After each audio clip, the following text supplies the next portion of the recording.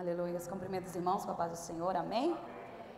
Abra a palavra do Senhor no tema desta manhã, Efésios 3, capítulo 14. Efésios 3, capítulo 14.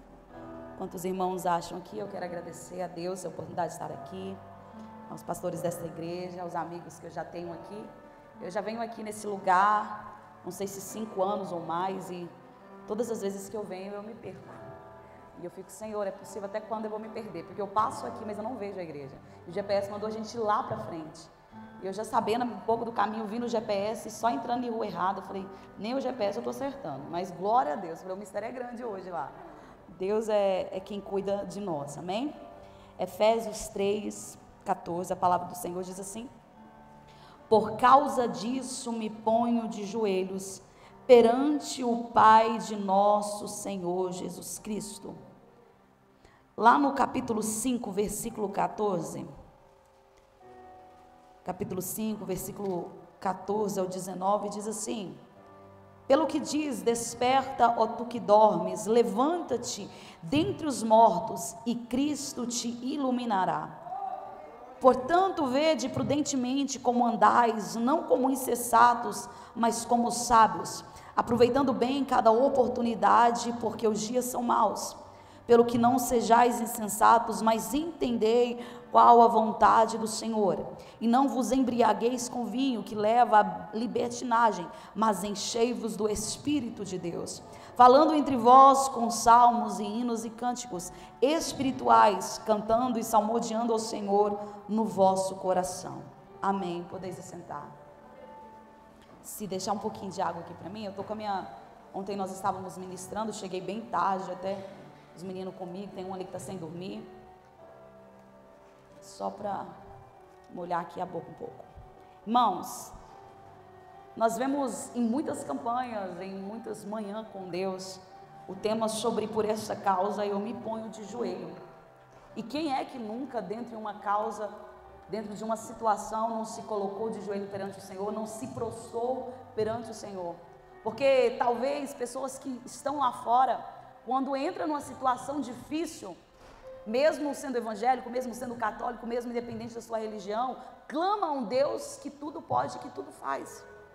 E nós, conhecedores da palavra do Senhor, ainda mais rasgamos nosso coração, ainda mais entramos numa campanha, entramos numa madrugada, vamos para um culto de manhã de oração, não apenas clamamos naquele momento, mas nós pagamos um preço. Nós que servimos ao Senhor, que aprendemos a andar com Ele, entendemos que Ele nos deu autoridade para pisar em serpentes e escorpiões.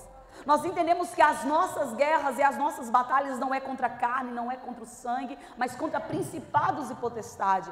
E é por isso que quando vem a luta contra a sua vida, se ela não te mata, ela vai te deixar mais forte. E é justamente isso que hoje que eu quero falar nesta manhã. Só que nós deveríamos ser alguém que vive uma vida de reserva com Deus, que vive uma vida de depósito com Deus.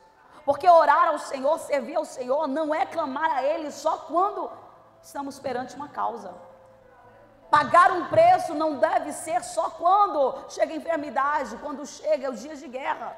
Mas clamar ao Senhor, servindo a Ele, é uma vida constante de oração. É uma vida constante de intimidade, é uma vida constante de comunhão.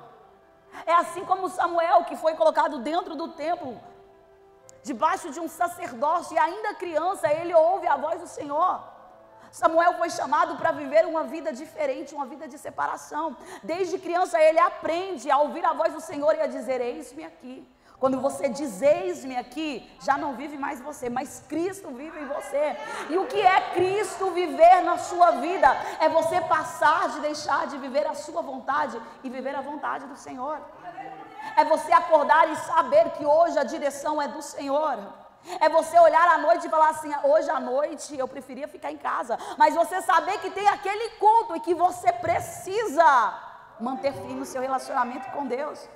Porque se você falta um culto, se você falta outro culto, não é o culto que vai te salvar, mas a sua comunhão, a sua intimidade com Deus está gerando uma raiz na tua história. Por quê? Porque o dia que chegar a adversidade, ela não vai te abater, ela não vai te abalar, porque você tem comunhão, você tem intimidade com Deus.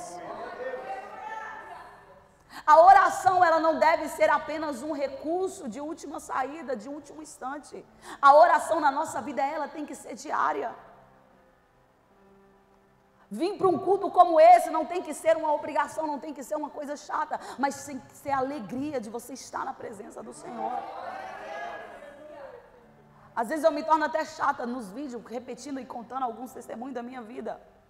Mas com 7 anos de idade eu aprendi a ler e falei, mãe, eu não quero festa, eu quero uma Bíblia. E eu não dormia nenhuma noite sem pegar e ler 3 capítulos, estava querendo ler Velho, Novo Testamento e Salmos, eu lembro que todos os dias, lendo, e já na minha adolescência, já li ali o Novo Testamento inteiro, e aquela coisa tremenda, aquela comunhão, aquela vontade de orar, aquela vontade de estar no culto de manhã de oração. Imagina uma criança, um adolescente fazer isso, ainda mais nos tempos de hoje.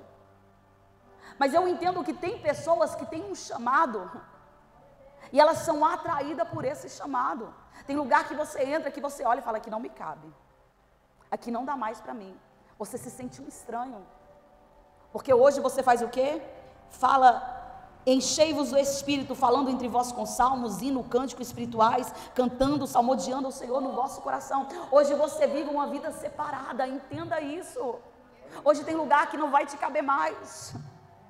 Tem dia que você vai acordar e você vai sentir um gozo diferente. Você vai querer, você tem sentido a presença dele. Arabai, Decova.